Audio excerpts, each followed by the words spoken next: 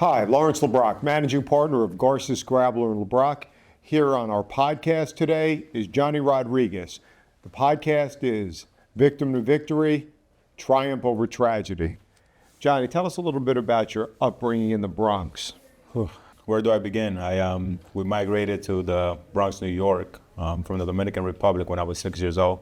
It was six of us. We came in pair. Three of us came first, then the next three came. At first it wasn't so bad because our father was around for the first 2 years or so, I guess, until we settled in. And then he just disappeared.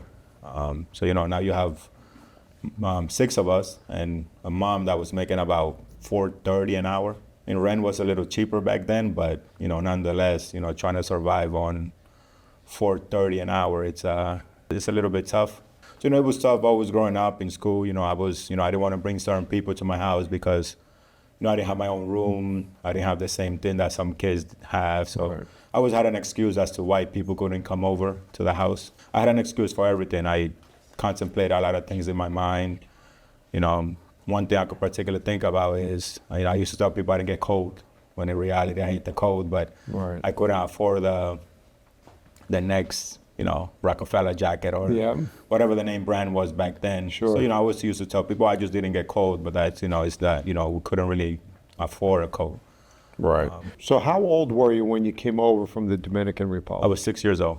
So you're 6 years old, you come over. Now, six kids, where are you in the line of the children? I'm actually the youngest. Oh, so you're the youngest, yeah. You're the baby? Yep. So who was the oldest? My brother Juan. And how old was he when you came over? If you were six, how old was Juan approximately? Well, right now he's, I want to say 50, and I'm 38. So that's 12 years, so he was maybe 18. Okay. So when he came over, your dad was still with you, right? But then he left you after about 2 years. So where in the Bronx were you living? Because there's a lot of different places in the Bronx. If people aren't familiar, there's tenement buildings, there's apartment buildings, there's some houses that are... We were in the South Bronx. Okay. We were in a building, 6 floors, about 3 sessions, about 16 apartments per floor. Mm-hmm. So very crowded, to say the least. How many bedrooms for the 6 kids? Oh, it was 1 bedroom. 1 bedroom. Yeah, and then we divided the living room to make an extra one. Right. That's challenging. Your mom's only making $4.30 an hour, and you have 6 kids to feed. How'd that work out? We like to eat a lot, so, But my older brothers, they sacrificed a lot. And, like my older siblings, they didn't go to school because they had to work to help out. Right. So luckily, the other siblings, I managed to, take advantage of the fact that, they were willing to sacrifice so that I could go to school. But, I know that they sacrificed a lot of things, to make it easier on us, so. Sure. Yeah, it's familiar with that because my dad grew up in New York and he never saw high school because he had to go to work in 7th grade to help support his older sisters, actually, who were having kids. So kind of a similar situation, not a lot of money. He had to go out to work and worked hard, for his entire life. So you're back, you're in the Bronx, you're 6 years old, you don't have a lot of money, you're telling people, cold doesn't bother me because you couldn't afford a jacket, whatever the name brands were, trying to get something to eat. Now you went to high school. I did, yes, and I graduated. Okay. So you overcome that. Now, for people that are watching this podcast nationwide, they don't know how rough the South Bronx is. Now, I grew up here in Jersey. We know about the South Bronx. Everybody thinks the South Bronx is Yankee Stadium, but there is Yankee Stadium there. It is. But the areas around the South Bronx, that's not a joke. That's a tough neighborhood. How did you deal with the poverty, the crime? How did you stay out of that, if you did? Well, the one thing about me is that I've never been, I'm one of those people that I don't really pay attention to people trying to peer pressure me into doing things. So luckily I never joined the gang. I did have a lot of friends that I grew up with, but we always stayed away from that atmosphere. I was always playing sports, whether it was baseball or basketball. So that took a lot of my time, so I didn't really have time to focus on any other thing. But it was tough. I grew up when there was a lot of gangs in New York. There was always something new. We spent a lot of time outside just hanging out or at the park. Right. So, the best way for me to stay out of it was school and sports, which is why now I own a boxing gym, and I try to do the same thing by keeping kids out of the streets, because I know firsthand what it is if you don't have an escape And, sports is a great escape, to not get into things that the street have to offer. Right. When did you start boxing? Now, what sports? You talked about baseball. There's basketball courts all over the Bronx. So did you play basketball? What were you involved in? I played Little League Baseball. Yep. My mom was overprotective when we came to this country for, obvious reasons. And especially knowing where we grew up at. So I had opportunity to play baseball, travel baseball from, going to different places. But my mom wouldn't trust anybody to take me to the baseball games. And she couldn't take me because she had to work. So I kind of left that alone. But then I started playing basketball. I played 3 years high school basketball in the South Bronx. And then boxing. I picked up boxing after I left the Marine Corps. Okay, so let's take you into the Marine Corps. Did you go right from high school into the Marines? Yes, I did. Actually, I did pretty good in school, but I never really liked school. But I understood that it was important. Right. So with that being said, I didn't want to go to college, so I went to the Marine Corps. And next thing you know, I spoke to a recruiter. I asked them why should I join the Marines, and they said, the few, the proud. So that kind of got to me, and next thing you know, I'm at a bus going to Paris Island. Right. And what kind of challenges was it for I know a lot of Marines. I'm not one myself, but I know a ton of guys that have gone to the Marine Corps. Talk a little bit about that experience going to Paris Island and how things changed there. Oh, it was different. Now, I'm 17 years old now. They actually had to track down my father because they needed to sign off for me to join. So I think they found me somewhere in the Dominican Republic. But the experience was great. I was already in good shape, so I thought. From the moment you get out of the bus and you get on the yellow footprints in Paris Island, it's like everything changes. It first starts. Now, for lack of better terms, they take away all your rights. To an extent. So now you, quote unquote, you belong to them. So, I'm having a hard time understanding a chain of command, understanding that now I have to do what they tell me to do, when to do it. So I went from not listening to people to having to listen to people. But my senior drill instructor, he told all of us that we're going to hate the drill instructor the most, but they are the first person that we're going to say thank you to when we graduate. And it was exactly like that. Because while you're going through boot camp, you don't really like these people. But when you graduate, and then when you start seeing after week 6 or week 8, you start seeing the new recruits coming along, and you see the difference from when you started to where you at. From when you started, and now you see how you were 8 weeks ago, and you be like, wow, what a change. And then that's when you start appreciating what you're doing. And as soon as I graduated, even before I went to say hello to anybody else, the first people I went to were the drill instructors. So the experience was great. It taught me a lot, and it just built my mind. I thought I was strong-minded, but that was a reality check. And what kind of things did it toughen in you, the Marine Corps and boot camp? What did it strengthen? What were some of the priorities or attributes that you would say the Marine Corps did this for me? They strengthened this, they developed this in me. Oh, the biggest thing is to understand that that things will always happen, but life doesn't stop. So it doesn't matter what happened now. You still have to wake up the next day, and you still have to do what needs to get done. I remember a story. I had a drill instructor. He got in trouble because the way that he treated a recruit. In my opinion, it wasn't bad. It was just part of the training. And I overheard him tell the captain commander, the company commander, that his job is to make the recruits quit, which I agreed 100%. And I remember him saying, I never forget this, if he quits now, he's going to quit in war. So I'd rather him quit here, because if he quit in war, he'll get somebody killed. All right. So I took that with me, and I realized that quitting is never an option, regardless of what's going on. So that's the biggest thing that I learned from the Marine Corps. Out of all the things that I learned is to understand that things will always happen, but life doesn't stop. No, that's great. So how old were you when you left the Marines? I was 22. Okay, so you're 22 years of age. Did you come back to the States? I stayed where I was stationed for a little bit. I wanted to stay there, but then I started missing my family, so I decided to come back to the Bronx. Mm-hmm. Where were you stationed that you were? Hawaii. Oh, yeah, I could understand that. a friend of mine, a guy named Michael O'Brien, was in Hawaii too, and he had to stay there a little while too. Yeah. It's beautiful out there. So, and he came back as well. So now you come back to the Bronx. You're 22 years of age. You have a lot more discipline in your life, even though it sounds like you had a very strong mind. You were a disciplined young man. You come back now after the Marine Corps training, a resiliency about you. How did you get involved in boxing? Well, it's funny. I went to watch one of my friends that I grew up with do a boxing tournament upstate New York, and he lost the fight.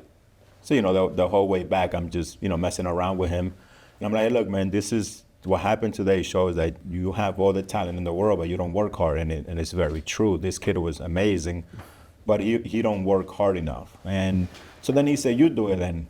I'm like, all right, I'll do it. So I spoke to his coach. I'm like, Angel, can you start coaching me on Monday? This was on a Saturday.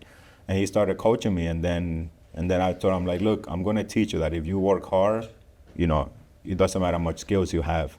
Hard work pays off at the end. So he started training me that Monday. And 3 months later, I won a tournament in New York. And then I went back to my friend. I told him, look, I've done more in 3 months than you've done in years, because of discipline. And that's how I got involved with boxing. So tell me a little bit about your boxing career. You win your first tournament. Where do you go from there in boxing? After my first tournament, I just kind of did it just to prove a point, to show him that if you work hard, you could do it. And then I stopped boxing for like 6 months. I just wanted to prove my point Sure. to him. I stopped, and then I kind of missed it because I didn't have nothing else to do, honestly, in the Bronx. There was nothing there because I didn't like hanging out no more. After I got out of the Marine Corps, I grew up a lot, so I didn't want to hang out. I didn't want to go outside. So I needed something to do. And so then 6 months later, I went back. And then after that, I had about another 12 fights.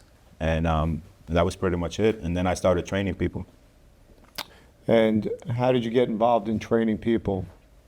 I knew I didn't want to box because I had a lot of injuries from when I was in the military. So I knew what it would take just to win amateur fights. So if I didn't even thought about the next level, because if I did that much to win amateur fights, I can only imagine how much more I'll have to do. But I knew that at some point my body was going to give up, but I still wanted to be around the sport. So I figured the next big thing is to train people. So when you came back to the Bronx, how was mom doing? How was the rest of the family doing? Everybody was good, doing the same thing. We were still living in the same building. The same people were there, same people I went to school with were there. It's almost like nothing changed, but I wasn't living in the same area. I kind of got my own little apartment, a few blocks away by Fordham Road, Right. in the Bronx, which is still South Bronx, I believe. Yeah. But it was a little nicer area. All right, so were you working at the time? I was not working. I was relying on the benefits I was getting from going to school, but then eventually I got a job. Okay. So you're working and you started training people. Take me through that. How did you start Semper Fi boxing? Well, training came a little later. I didn't start training people until I came to New Jersey, which was in 2013. Okay. I was working in the Bronx, and I actually got lucky with my first job that I got. Very lucky. I got called for a job that I had no idea what it was. I went. I met with the guy. He gave me a test, a math test to take. I had no idea what it was. It had to do with electronics and engineering. And then I told him, look, I don't know what is this. So the guy asked me, so why are you here? I needed a job and I needed to come. I needed money. Then he said, well, obviously you don't know nothing about this, but you were in the Marines. You came well dressed, well presented. So I could give you the job, but I can't pay you what I'm offering because you have no experience, but I will train you and we'll go from there. I'm like, sure, no problem. So I took the job, started paying me, I think, $12, $13 an hour, which is not bad, but it wasn't great. Right. Next thing you know, 3 months later, he gave me a raise. He sent me to school, and now I'm actually a manager for a financial service company in Cherry Hill, New Jersey. Oh, that's great. So that's where your full-time job is? Correct. And then you have the part-time gig as a trainer and gym owner? Correct. All right. We had the privilege of having one of your fighters on the show. Muhammad Nouri, very, very humble young man. So take me through a little bit about, here Muhammad comes to your gym. Take me through what the typical training process is. What do you do with these kids? How do you motivate them? I actually I used to have Semper Fit Boxing back in 2018. Yep. But then COVID hit and I was forced to close because the landlord was not willing to work with me. So fast forward 4 years, when things got back to normal, I decided to open again. But before I reopened the gym, I was working at another gym. That's where I met Muhammad. Okay. So I was working at a gym, I met Muhammad. And then a year later, I decided to open my own gym. So I told everybody, look, it's nothing personal. If you guys don't want to follow me to my next gym, that's fine. But Muhammad said he's in. And, I train Muhammad the same way that I train, for example, if you come to my gym, I don't differentiate. I don't think like, oh, you're not going to be a professional, so I'm not going to treat you the same way that I would treat Muhammad. But with these kids, I'm very straightforward with them. A lot of people think that I'm a little too Too hard, too intense? Too hard, too intense, but at the same time, I explain to them, I'm like, hey, look, when you in that ring, you're there by yourself. I can't baby you, so if I baby you here, then he's going to be a complete different person in the ring. Right. So I try to prepare them as much as I can by focusing on their mind, because anybody could do squats, anybody could do push-up, anybody could run, but if your mind is not strong for the sport, then you're going to have a hard time when you get in the ring. So I'm very straightforward with them. I tell them all the time, like, look, the chances of you being a professional boxer, a good professional boxer, is very small. So you might as well be a good person. And, right. And that's what I tell all these kids. Like, look, be a good person, stay focused in school, and if boxing happens, it happens. Right. Teaching life lessons. Correct, because, boxing is, I tell them, you're one ankle injury away from never boxing again. All right. And that's what a lot of parents and a lot of people don't understand that. I coached wrestling, football, and baseball for about 15 years each. Yeah. And everybody thinks their kid's going to be the next professional. And when you start giving them the odds, especially in baseball, you play baseball, that there's two players that are going to make it to the pros that are third basemen in 1980 or 2015, because you're competing for 30, there's 30 spots for that third base position in the pros. Mm-hmm. And it's only 30 people, but there's 20 years of people competing for that position. So it's either you have to be the best or the second best person in the world in order to make it to the show. And it's very hard for people to grasp how hard that is, but the life lessons that you're teaching are what they will take with them the rest of their life. Yeah. So that's important, that you're teaching mental toughness and discipline. And Muhammad is so humble. How do you get somebody to not be too arrogant as a prize fighter or as a competitor? Everything starts in the amateur. I've had kids that knock somebody out or stab somebody, and they want, out of reaction, they want to jump around. So I pull them to the corner. I'm like, hey, look, you never do this. So it starts in the amateur, telling them, like, look, you need to stay humble, keep things simple, always show good sportsmanship, and just keep it moving. But even before the amateur, it starts in the ring. I've kicked out 3 people out of my gym because of attitude problem. I'm like, look, I don't have time for attitude. If I have somebody that comes to the gym with an attitude problem, for whatever the case may be, could be a great kid, but if you have an attitude today, hey, look, you either need to go home or go sit down or change your attitude, because if I let one of them, have an attitude problem, then everybody else is going to think that they could have an attitude problem. And, and that's where I draw the line. I don't have time to babysit. You come to my gym, to get better, and everything starts with your persona, not with your skills. And that's my mentality when it comes to boxing. And now you're there. How many days a week are you training fighters? Oh, we train every day. Sundays, I don't open the gym on Sundays, but I'm still doing personal training. And being that Muhammad is professional, I tend to spend more time with him. So sometimes I tell him to come off hours so we could do a little bit of training, because when I'm running the whole gym, I just don't pay attention to him. I pay attention to everybody. Sure. So, I have to prepare him a little different, give him a little bit more time, but I do that off hours. How many fighters or boxers are in your gym? Well, guys that want to compete or are currently competing is about 22 of them. But I also have the rest of the gym, which is general boxing classes, right, conditioning classes, and things like that. And that's a 6-day-a-week job, right? Yeah. And then how do you manage that with your job down in Cherry Hill? Well, I don't open the gym during the day, so I'm allowed to go to my job. and then go to the gym. I don't open the gym till 4:30 p.m. And then when I do personal training, I do, like 5 a.m., 6 a.m. So give me your typical day. Let's take a Tuesday. Tomorrow. What goes on tomorrow? Well, tomorrow I already have, I'm training one of my personal clients at 5 a.m. Right. So I wake up early. I don't sleep much. So if I wake up early, I'm one of those people that I just don't stay in bed. If I'm up, I have to do something. So if I'm up, let's say at 2 in the morning, I'll go to the gym, to the regular gym, I do some weights, hit the sauna, and then go to my gym, train my client, get dressed, and then go to my 9 to 5 job. Do my job there, and then sometimes I pass by the house and I see my kids they get out of the bus at 3:55.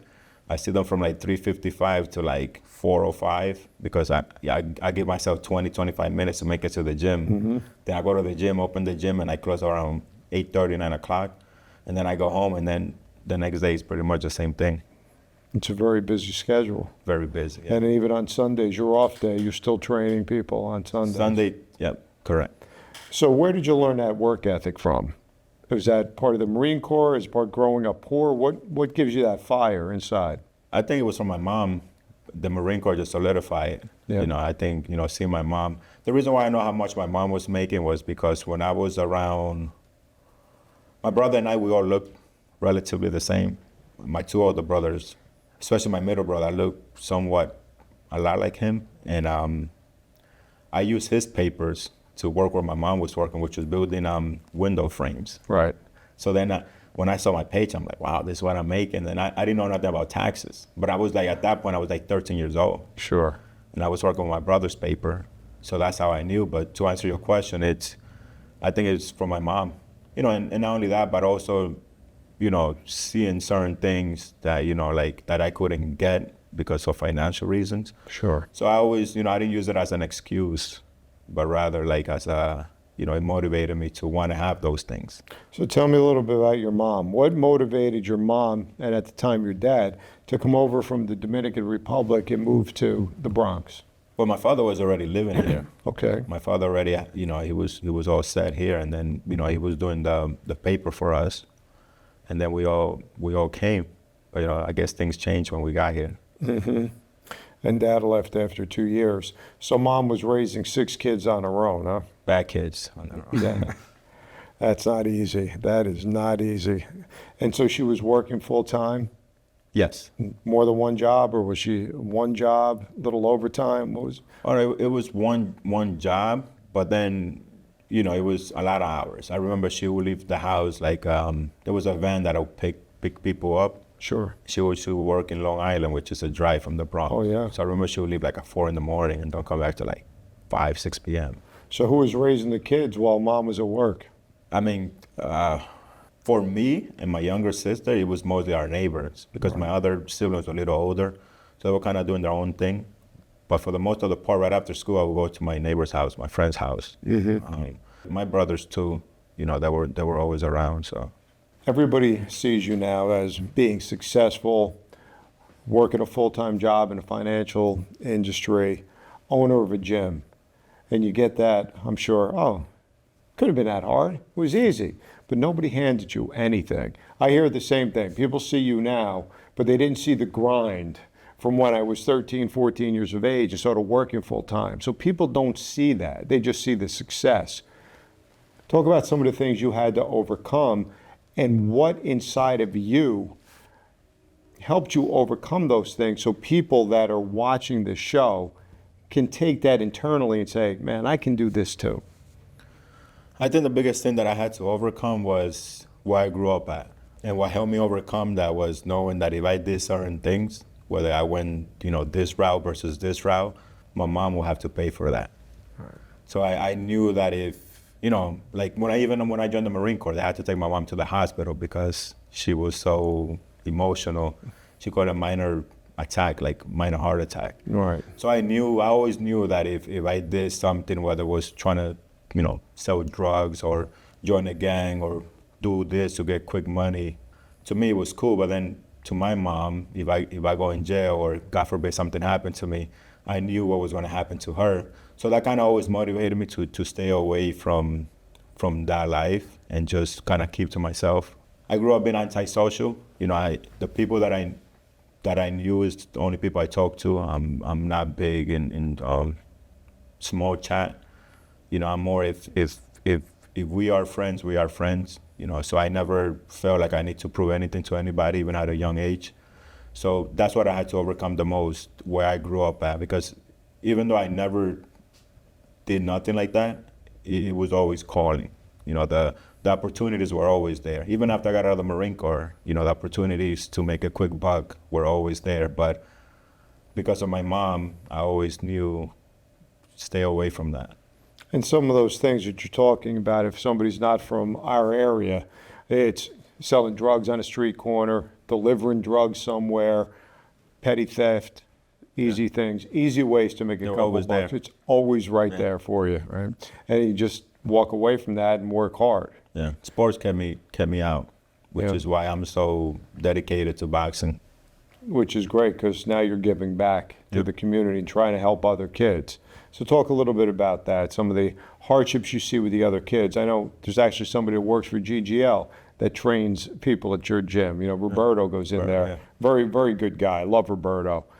He's also been on the show, you know, talking about coming over from Ecuador, you know, being muled over through, you know, Mexico and across the Rio with his mother when he was 5. So there's a hell of a story as well. But there's a guy that's working in your gym and he's giving back and helps train some of your fighters as well. Yeah, he's great. Roberto is great. Yeah, we met a few years back, and from the moment we met, we just kicked it off. He's a very humble, very straightforward guy, and I'm all about being straightforward. Right. So we make a good combination. That's good. No, I'm very much the same way as well. I like to be straight. There's no pretense or BS with me either. So I appreciate people like that.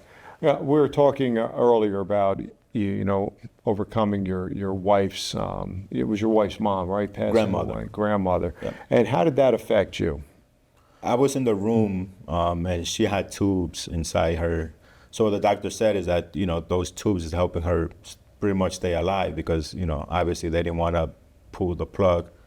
But she wanted water, and we knew that she wanted water, but we also knew that in order to give her water, the tubes got to come out. And, you know, they chose to not give her water. And I saw this lady scratching herself like this out of desperation. And ever since that day, I used to be very reserved when I wanted to do something.